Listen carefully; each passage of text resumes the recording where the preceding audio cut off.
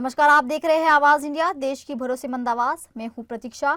खबरों की शुरुआत करते हैं, लेकिन सबसे पहले नजर डालते हैं आज की हेडलाइंस पर। सोनिया गांधी की राजनीतिक बैठक 15 जुलाई को, मानसून सत्र में सरकार को घेरने की तैयारी। राज्यसभा पहुंचे उज्जवल निकम समेत 4 दिग्गज, राष्ट्रपति ने किया मनोनीत। लद्दाख के बाद विदेश मंत्री जयशंकर की पहली चीन यात्रा, 15 जुलाई को एससीओ बैठक में होंगे शामिल। बिहार वोटर लिस्ट में विदेशी घुसपैठ का खुलासा, एसआईआर जांच में मिले फर्जी दस्तावेज। कांग्रेस विधायक ने नितिन गडकरी को बताया अगला पीएम, भागवत के बयान का दिया हवाला। अब खबरें विस्तार से। कांग्रेस संसदीय दल की नेता सोनिया गांधी ने मानसून सत्र के लिए पार्टी की रणनीति तय करने के लिए 15 जुलाई को एक अहम बैठक बुलाई है। यह बैठक उनके आवास 10 जनपथ पर होगी। इस बैठक में कांग्रेस अध्यक्ष मल्लिकार्जुन खड़गे और लोकसभा में विपक्ष के नेता राहुल गांधी समेत पार्टी के बड़े नेता शामिल होंगे। संसद के मानसून सत्र में विपक्ष कई मुद्दों पर सरकार को घेरने की कोशिश करने वाला है। तो मानसून सत्र 21 जुलाई से शुरू होकर 21 अगस्त तक चलेगा। पहले यह सत्र 12 अगस्त को खत्म होने वाला था, लेकिन सरकार ने इसे एक हफ्ते के लिए बढ़ा दिया है। इस दौरान कई अहम बिल पेश होने की उम्मीद है। कांग्रेस और अन्य विपक्षी दल इस सत्र में कई मुद्दों पर सरकार को घेरने की तैयारी में है। खास तौर पर बिहार में चुनाव आयोग के विशेष मतदाता सूची संशोधन के फैसले पर विपक्ष कड़ा ऐतराज जता सकता है। वही विपक्ष ऑपरेशन सिंदूर को लेकर सत्ता पक्ष को घेरेगा। पहलगाम में 22 अप्रैल को हुए आतंकी हमले के बाद भारतीय सेना की ऑपरेशन सिंदूर और इसके बाद ही कूटनीतिक कोशिश पर भी विपक्ष द्वारा चर्चा की मांग की जा रही है। तो विपक्ष ने अमेरिका राष्ट्रपति डोनाल्ड ट्रंप के उस दावे पर भी जवाब मांगा है जिसमें उन्होंने भारत पाकिस्तान तनाव में मध्यस्थता की बात कही थी। तो कांग्रेस की ये बैठक मानसून सत्र में विपक्ष की एकजुट और मजबूत रणनीति बनाने की दिशा में एक बड़ी कोशिश मानी जा रही है। अब देश की ऊपरी सदन यानी राज्यसभा में 4 नई आवाजें सुनाई देगी। राष्ट्रपति द्रौपदी मुर्मू ने 4 प्रतिष्ठित व्यक्तियों को राज्यसभा के लिए मनोनीत किया है। यह मनोनयन संविधान के अनुच्छेद 80 के तहत किया गया है, जो उन सीटों को भरने के लिए है जो पूर्व सदस्यों की सेवानिवृत्ति से खाली हुई थी। इन 4 नामों में सबसे चर्चित चेहरा है वो उज्जवल देवराव निकम का है। वही वकील जिन्होंने 26/11 आतंकी हमले के गुनहगार अजमल कसाब को फांसी दी थी। तो इसके अलावा उन्होंने 1993 बम धमाकों जैसे दर्जनों हाई प्रोफाइल केस लड़े हैं।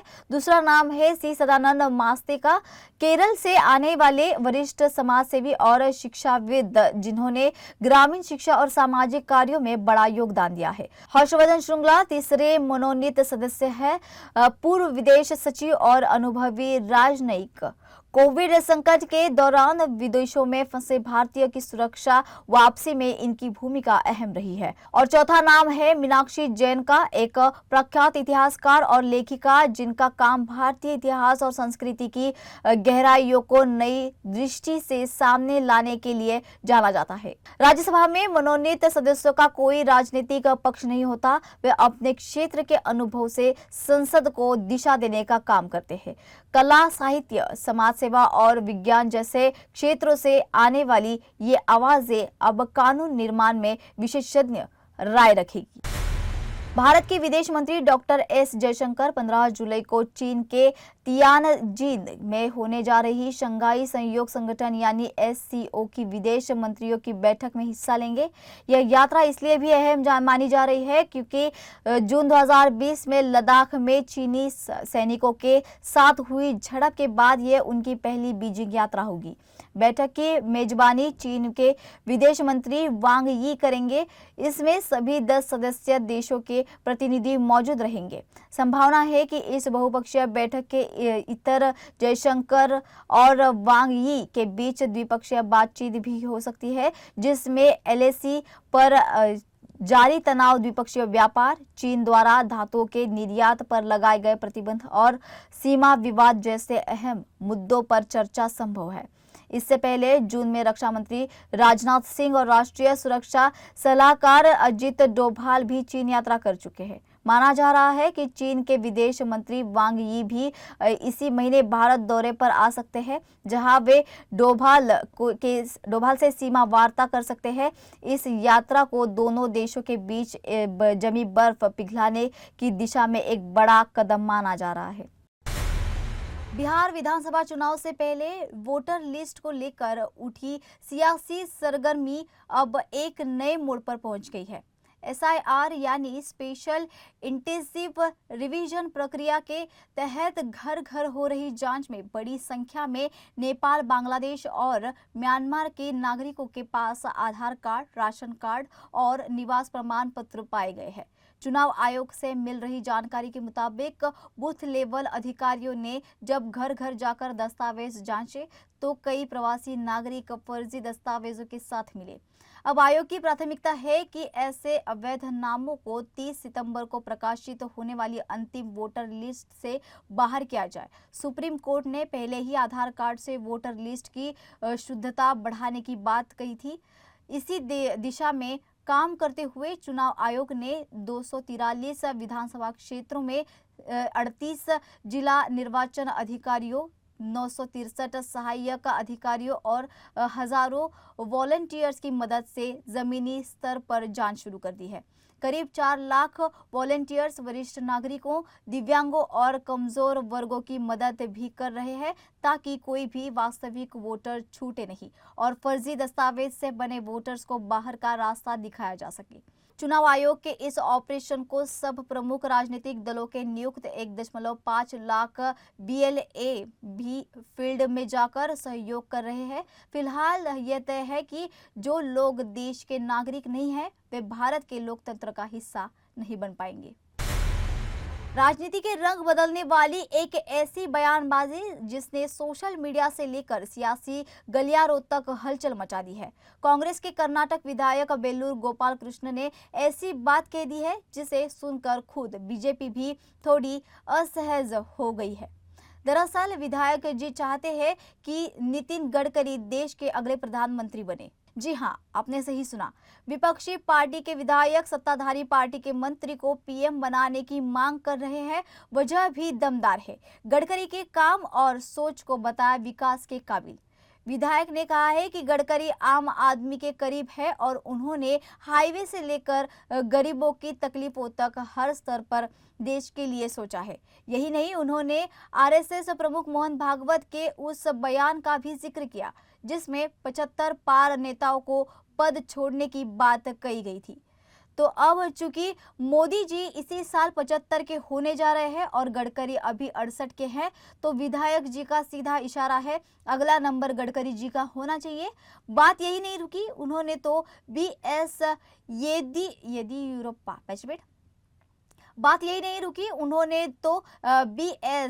येदियुरप्पा का उदाहरण देते हुए बीजेपी पर तंज भी कस दिया।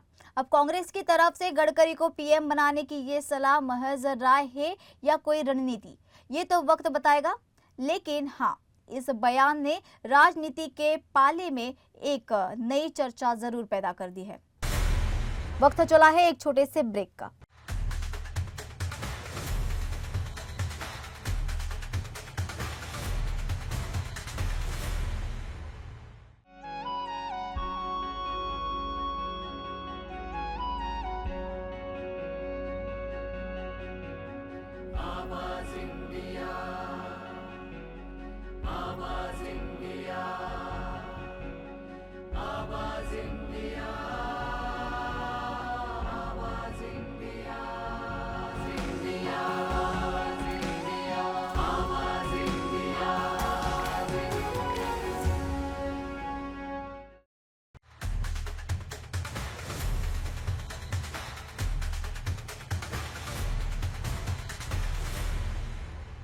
ब्रेक के बाद आपका फिर एक बार स्वागत है। बिहार की राजधानी पटना एक बार फिर गोलियों की गूंज में दहल उठी है। सुल्तानगंज थाने में महज 300 मीटर की दूरी पर अपराधियों ने एक वकील को गोली मार दी। घटना इतनी तेजी से हुई कि आसपास के लोग कुछ समझ ही नहीं पाए। मृतक वकील की पहचान जितेंद्र कुमार के रूप में हुई है, जो चाय पीने के लिए निकले थे। तभी बाइक सवार बदमाशों ने उन्हें निशाना बनाया और मौके से फरार हो गए। गंभीर हालत में उन्हें PMCH अस्पताल में ले जाया गया, लेकिन इलाज के दौरान उनकी मौत हो गई। घटना की पुष्टि पटना सिटी SP परिचय कुमार ने की है और बताया है कि FSL की टीम को जांच में लगाया गया है। CCTV फुटेज खंगाले जा रहे हैं और लोगों से पूछताछ भी की जा रही है। पिछले कुछ दिनों में पटना में लगातार व्यापारियों और आम लोगों की हत्याएं हो रही है, चाहे वो गोपाल खेमका हो, बालू कारोबारी रमाकांत यादव हो या अब वकील जितेंद्र कुमार। लगातार हो रही इन हत्याओं ने कानून व्यवस्था पर गंभीर सवाल खड़े कर दिए हैं और आम लोगों के मन में डर का माहौल बना हुआ है। मुंबई कांग्रेस ने संविधान को बचाने और बीजेपी के कथित नीतिगत हमलों के खिलाफ मोर्चा खोल दिया है। भाईकला में संविधान जिंदाबाद जनसभा का आयोजन किया गया, जिसमें कांग्रेस सांसद इमरान प्रतापगढ़ी, सांसद वर्षा गायकवाड़ और विधायक असलम शेख मंच पर मौजूद रहे। इस जनसभा के जरिए कांग्रेस ने आगामी मुंबई और महाराष्ट्र के स्थानिक चुनाव के लिए रणनीतिक आधार तैयार करने की कोशिश की। मंच से इमरान प्रतापगढ़ी ने बीजेपी पर तीखा हमला बोला है, तो असलम शेख ने केंद्र की नीतियों को जनविरोधी बताया है। इस सभा में सांसद वर्षा गायकवाड़ ने भी संविधान की रक्षा के लिए हर मोर्चे पर संघर्ष का संकल्प दोहराया। आइए आपको सुनाते हैं कि इस जनसभा में कांग्रेस नेताओं ने क्या कुछ कहा। ये मीडिया इसको कहीं ना कहीं जो है, ये सरकार जो बैठी है दिल्ली में, उन्होंने इसको डिस्टर्ब करने का काम किया। इस देश का सबसे बड़ा दुर्भाग्य ये है कि सुप्रीम कोर्ट का जज जो सबसे आखिर और सबसे बड़ा होता है, उसके जज लोग जो आके जनता के सामने रोते हैं कि हमें जो है न्याय करने नहीं दिया जा रहा है, हमें जो है सही तरीके से चुना नहीं जा रहा है। इस देश के बड़े बड़े पत्रकार को नौकरी से हटा दिया जाता है कि हमें सही तरीके से सही चीज बताने नहीं दिया जा रहा है। और इस देश के अंदर छोटा मोटा अगर कोई स्टेटस डाल देता है या अपनी बातें अपलोड कर देता है तो 4-4 साल जो है उसको बेल नहीं मिलती और जेल में सड़ाया जाता है, जबकि उस गुनाह की सजा सिर्फ 6 महीने की है। लेकिन जो इंसान है वो 4-4 साल डराने का काम कर रहा है। और मीडिया का किस तरीके से उपयोग करते हैं, 2-4 फालतू लोगों को मंत्री बना के रखा हुआ है। नेपाली टाइप के देखे होंगे ना आप लोगों ने। उनका काम क्या है? उनका काम है सिर्फ मंचों पे जाना, मीडिया पे जाना और जितनी गंदगी उनमें है वो जाके लोगों के सामने बहना। और सारी मीडिया उस पर टूट पड़ती है और आप लोग सारे लोग उस चैनल को देखते हैं कि इस बेवकूफ ने क्या बोला। उसके बाद क्या होता है उसके ऊपर किसी का चर्चा नहीं है। उसके बाद इस मुंबई शहर का या इस महाराष्ट्र का एक बहुत बड़ा टुकड़ा जो आप लोगों के लिए रखना जाना चाहिए, वो किसी बिल्डर को या अदानी जैसे को दिया चला जाए। आप एयरपोर्ट देखो तो चला गया, आप पोर्ट देखो तो चला गया, आप रेलवे स्टेशन भी देखोगे तो चला जाएगा, आप वर्ली देखोगे वो भी चली जाएगी, अब समंदर देखो चला जाएगा, पानी के अंदर का भी चले जाएगा। थोड़े दिन के बाद पानी के अंदर की मछली भी अगर चली गई तो आप लोग जो है उसके लिए कोई नया चमत्कार मत समझना। अब कांग्रेस के कार्यकर्ताओं की ये सभा, उसके लिए जरूरी क्या है कि इन लोगों से क्या करें? इनके तो अपने पेट का सवाल है, कोशिश तो कर रहे हैं। आप लोग अपने माध्यम से जब तक लोगों तक ये सारी बातें नहीं पहुंचाएंगे और ऐसे बेवकूफों के लोग के बातें में हम इंस्टेंट जवाब देने का काम करेंगे या उसको तुलना करने का काम करेंगे, तो ये जरूरत की चीजें जो हमारे देश की, हमारे लोगों की है, हमारे भविष्य की है, हमारे बच्चों की है, ये हमारे हाथ से एक एक करके निकल जाए। मी बघितलं काही लोकांनी इलेक्शन पूर्वी बोलले 400च्या पार होणार, 400च्या पार होणार, संविधान बदलणार। काही लोकांनी सांगितलं या देशाचं संविधान 50 वर्षापूर्वी बनलेलं आहे, त्याचं जसं सांगितलं काही लोकांनी त्याचं स्क्रुटनी केली पाहिजे। काही लोकांनी सांगितलं त्याची जे आहे संविधान इतकं जुनं झालेलं आहे, भाजपच्या लोकांचे स्टेटमेंट सांगते मी, इतकं जुनं झालेलं आहे की ते अरबी समुद्रात डुबवलं पाहिजे। काही लोकांनी सांगितलं की हे संविधान इतकं बदललं पाहिजे, म्हणजे एक फिल्म ऍक्टर आहे अनुपम खेर, त्यांनी सांगितलं कपडे बदलतो, गॅस बदलतो, तसं या देशाचं संविधान बदललं गेलं पाहिजे। आता कोणी देशाचे पंतप्रधान आर्थिक सल्लागार झाले, त्यांनी सांगितलं 50 वर्ष झाली या देशाच्या संविधानाला, आता ते जुनं झालेलं आहे, नवीन संविधान आणलं पाहिजे। पण मी एक गोष्ट सांगू इच्छिते, हे संविधान सर्वोत्कृष्ट संविधान आहे जे भारतरत्न डॉक्टर बाबासाहेब आंबेडकरांनी बनवलेलं आहे. कांग्रेस के साथियों, बिल्कुल डरिए मत. सिस्टम भले इनका चल रहा हो, सरकार भले इनकी चल रही हो, लेकिन बात देश की पार्लियामेंट में राहुल गांधी की मानी जाती है. यह जलवा है हमारे नेता का. भले ही मीडिया से वॉश आउट कर दें, स्क्रीन पर राहुल गांधी को ना दिखाएं, लेकिन मुझे पता है कि जिस इंसान को ये शहजादा कहते थे, राजकुमार कहते थे, वो इंसान जब एक सुबह कन्याकुमारी से एक टी शर्ट और एक ट्राउजर में निकला, 4000 किलोमीटर पैदल चलता हुआ कश्मीर पहुंचा, तो 10 लाख का सूट पहनने वाले, मोबाडो का चश्मा पहनने वाले, हुबलोट की घड़ी पहनने वाले नरेंद्र मोदी जी का नकाब उतर चुका था और राहुल गांधी के बारे में फैलाया गया झूठ बिखर चुका था. यह है हमारे नेता की ताकत. ऐसे ही कोई जननायक नहीं बन जाता. आज भी राहुल गांधी जी ने जब देश की पार्लियामेंट में कहा कि इसी सरकार से नरेंद्र मोदी जी के प्रधानमंत्री रहते रहते मैं जातिगत जनगणना करवा के दिखाऊंगा, तो सबने बड़ा मजाक उड़ाया था. मीडिया के साथियों ने भी मजाक उड़ाया था. लेकिन आपको याद होगा कि एक सुबह नरेंद्र मोदी जी को ऐलान करना पड़ा कि हम जातिगत जनगणना करवाने जा रहे हैं. यह है राहुल गांधी की ताकत. कैंची से चिरागों की लवें काटने वालों, कुदरत के करिश्मों से लड़ोगे तो मिटोगे. तुम फूल को चुटकी में मसल सकते हो, लेकिन खुशबू को बिखरने से नहीं रोक सकोगे. तमिलनाडु के तिरुवल्लुर रेलवे स्टेशन के पास आज डीजल से जा रही एक मालगाड़ी की 4 बोगियों में अचानक आग लग गई. आग इतनी भीषण थी कि आसमान में ऊंची लपटें और काले धुएं का गुब्बारा दिखाई देने लगा.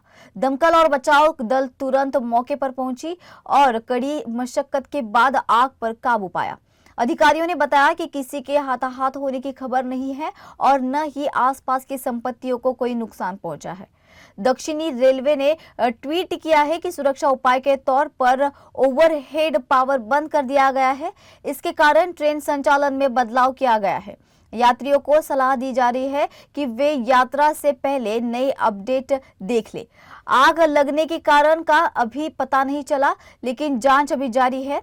फायर सर्विस चीफ सीमा अग्रवाल ने बताया है कि हमारी टीमें मौके पर है और आग बुझाने का काम किया जा रहा है. चूंकि बोगियों में डीजल है और इसलिए ये चुनौतीपूर्ण है, अतिरिक्त टीमें भेजी गई है. मालगाड़ी मनाली से तिरुपति की ओर जा रही थी और आग लगने के बाद एहतियातन आसपास के इलाके से लोगों को सुरक्षित बाहर निकाला गया. आपको बता दें कि इस रूट की कई ट्रेनों को भी रद्द कर दिया गया है. सुपरिटेंडेंट ऑफ पुलिस ए श्रीनिवास पेरुमल ने बताया है कि बचाव दलों ने ट्रेन को पूरी तरह से नियंत्रित कर लिया है और अब कोई खतरा नहीं. चेन्नई से आने जाने वाली ट्रेनें प्रभावित हो चुकी है और साउदर्न रेलवे ने कई ट्रेनों को रद्द किया और डाइवर्ट कर दिया है. कर्नाटक के शिवमोगा सेंट्रल जेल से एक चौंका देने वाली खबर सामने आई है. यहाँ एक कैदी ने पकड़े जाने के डर से पूरा मोबाइल फोन ही निगल लिया. जी हाँ, मोबाइल निगलने के बाद जब कैदी के पेट में तेज दर्द हुआ तो उसे अस्पताल ले जाया गया, जहां एक्सरे में डॉक्टरों को शक हुआ और सर्जरी की गई तो पेट से निकला 3 इंच लंबा और 1 इंच चौड़ा मोबाइल फोन. 30 साल का ये कैदी दौलत उर्फ गुंडू ड्रग तस्करी के मामले में 10 साल की सजा काट रहा है. कैदी ने पहले जेल कर्मियों को बताया कि गलती से पत्थर निगल लिया है, लेकिन जांच में सच्चाई सामने आ गई. 8 जुलाई को डॉक्टर ने ऑपरेशन के बाद मोबाइल फोन बाहर निकाला और जेल प्रशासन को सौंप दिया. अब तुंगानगर पुलिस थाने में आरोपी पर जेल परिसर में प्रतिबंधित वस्तु रखने का केस दर्ज किया गया है. सोचिए, तकनीकी तस्करी कहां तक पहुंच चुकी है. जेल की दीवारों के पार अब पेट के भीतर तक.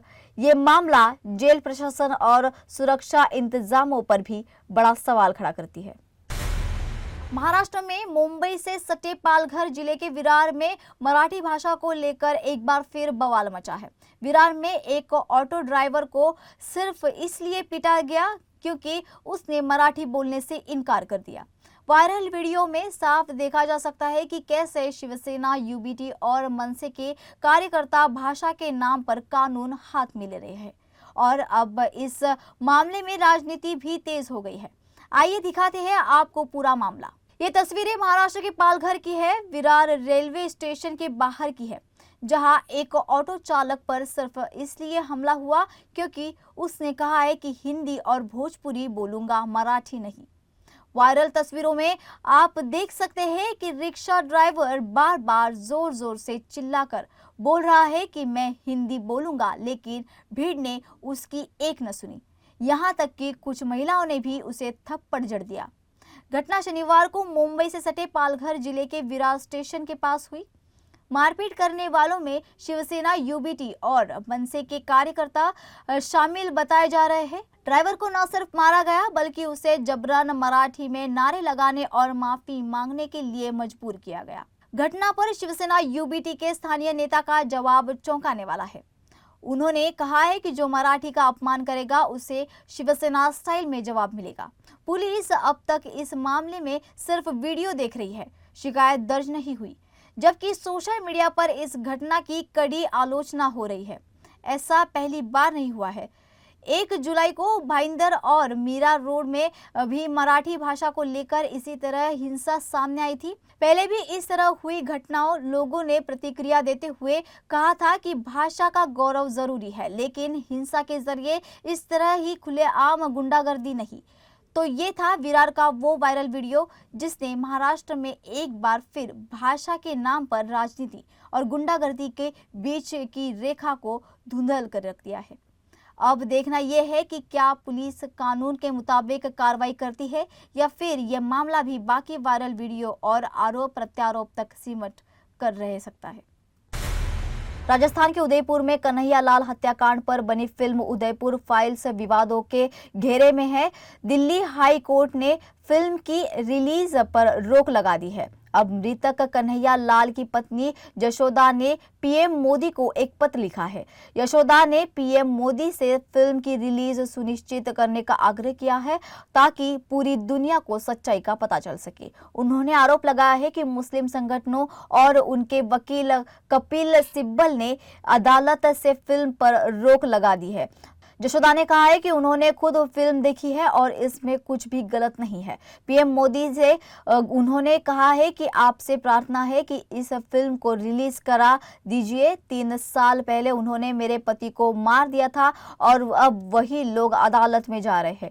यशोदा ने पीएम मोदी से मिलने के लिए समय की भी मांग की है।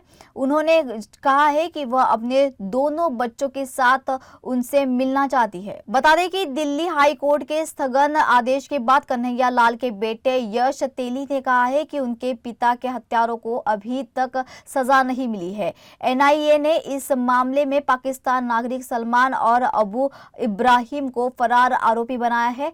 मुख्य आरोपी गौस मोहम्मद एवं मोहम्मद रियाज अत्तारी समेत 11 लोगों के खिलाफ आरोप पत्र दाखिल किया है। मोहम्मद जावेद और फरहाद मोहम्मद उर्फ बबता को एनआईए अदालत से जमानत मिल चुकी है। तो यशोदा का कहना है कि उनके बच्चों को न्याय मिलने का इंतजार है। टीवी की चर्चित हस्ती और बिग बॉस 18 की वाइल्ड कार्ड कंटेस्टेंट कशिश कपूर इन दिनों एक बड़ी मुसीबत से जूझ रही है।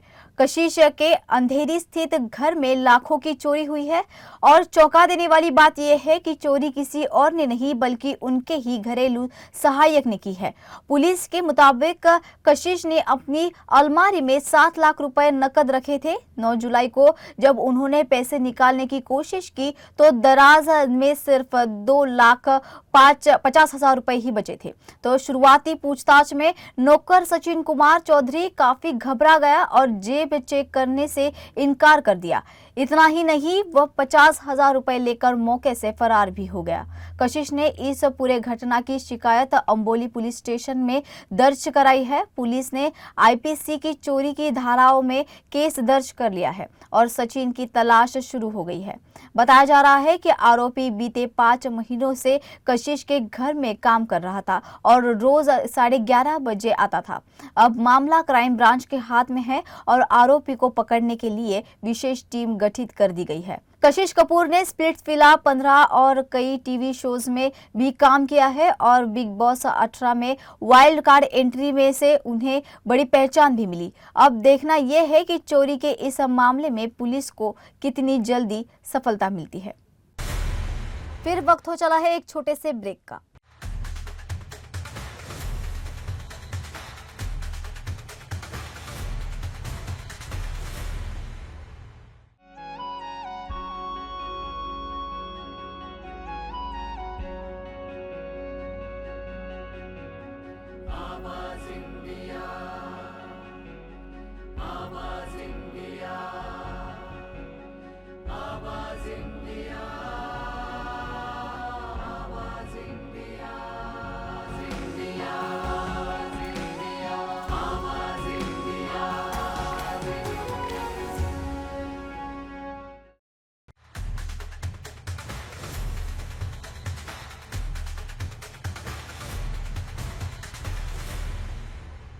ब्रेक के बाद आपका फिर एक बार स्वागत है।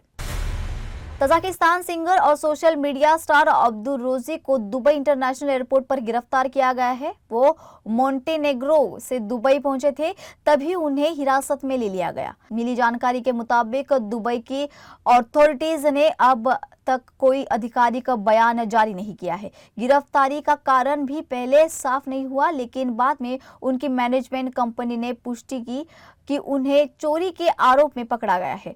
हालांकि कंपनी ने इस मामले में ज्यादा जानकारी देने से इनकार कर दिया है।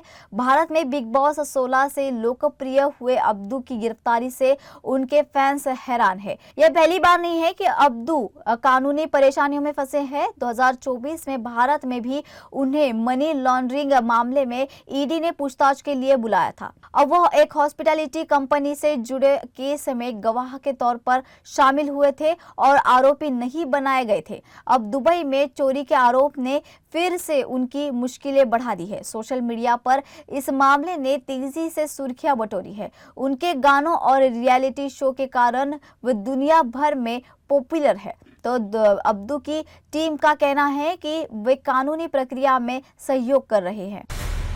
जब भी सुपर हीरो फिल्मों की बात तो होती है, तब सबसे पहले जिक्र होता है सुपरमैन का।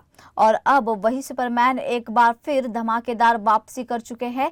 11 जुलाई को रिलीज हुई नई फिल्म सुपरमैन दर्शकों के दिलों पर सीधा वार कर रही है। जेम्स गन के निर्देशन में बनी इस बार की फिल्म में सुपरमैन बने हैं डेविड कॉरेंसवेट और उनकी एंट्री सिनेमा घरों में आग की तरह फैल गई है। भारत में भी फिल्म को लेकर जबरदस्त उत्साह देखा जा रहा है। यह खास बात यह है कि सुपरमैन इंग्लिश, हिंदी, तमिल और तेलुगु 4 भाषाओं में रिलीज हुई है। पहले दिन ही फिल्म ने बॉक्स ऑफिस पर कुल 7 करोड़ रुपए की कमाई की, जिसमें इंग्लिश से सबसे ज्यादा 5 करोड़ रुपए आए। दूसरे दिन कमाई और तेज हुई, आंकड़ा 9 करोड़ 25 लाख तक पहुंच गया है। यानी 2 दिन में सुपरमैन का भारत में टोटल कलेक्शन जो है वो 16 करोड़ के पार निकल चुका है। वहीं उसी दिन रिलीज हुई बॉलीवुड फिल्म मालिक की कमाई सिर्फ 9 करोड़ तक सिमट गई। आंखों की गुस्ताखी किया तो पहले दिन ही 35 लाख के आगे नहीं बढ़ सकी। साफ है कि इस बार विदेशी सुपर हीरो देशी हीरो पर भारी पड़ रहा है। फिल्म समीक्षक मानते हैं कि सुपरमैन की पॉपुलैरिटी, जबरदस्त वीएफएक्स और ग्लोबल फैंस बेस ने फिल्म को ये बढ़त दिखाई है। तो अब देखना दिलचस्प होगा कि रविवार को सुपरमैन भारत में कौन सा नया रिकॉर्ड बनाती है। साउथ सिनेमा से इस वक्त एक बेहद दुखद खबर सामने आई है। तेलुगु फिल्मों के दिग्गज अभिनेता कोटा श्रीनिवास राव का 83 वर्ष की उम्र में निधन हो गया है। रविवार 13 जुलाई की सुबह हैदराबाद स्थित उनके आवास पर उन्होंने अंतिम सांस ली। बताया गया है कि वे लंबे समय से बीमारी से जूझ रहे थे। कोटा श्रीनिवास राव न सिर्फ साउथ इंडस्ट्री में बल्कि पूरे भारतीय सिनेमा में अपने सशक्त अभिनय के लिए पहचाने जाते थे। उन्होंने 700 से ज्यादा फिल्मों में काम किया है और ज्यादातर विलेन और चरित्र भूमिकाओं में उन्हें सराहा गया है। उन्होंने अपने करियर की शुरुआत 1978 में प्रणाम खरीदू फिल्म से की थी। इसके अलावा वो राजनीति में भी सक्रिय रही है और 1999 में विजयवाड़ा से विधायक चुने गए थे। कोटा श्रीनिवास थिएटर से भी जुड़े रहे हैं और उनका अभिनय का सफर 4 दशकों तक चला। आंध्र प्रदेश के मुख्यमंत्री एन चंद्रबाबू नायडू ने ट्वीट कर उन्हें श्रद्धांजलि दी है और कहा है कि उनका जाना सिनेमा जगत के लिए अपूरणीय क्षति है। श्रीनिवास राव का जाना उन लाखों दर्शकों के लिए भी गहरा है जिन्होंने उन्हें पर्दे पर देखकर अभिनय का असली अर्थ समझा। आवाज इंडिया परिवार की ओर से भी हम उन्हें भावभीनी श्रद्धांजलि अर्पित करते हैं। आवाज इंडिया में फिलहाल इतना ही। जुड़े रहे आवाज इंडिया के साथ, जल्द होगी आपसे फिर मुलाकात। तब तक के लिए नमस्कार।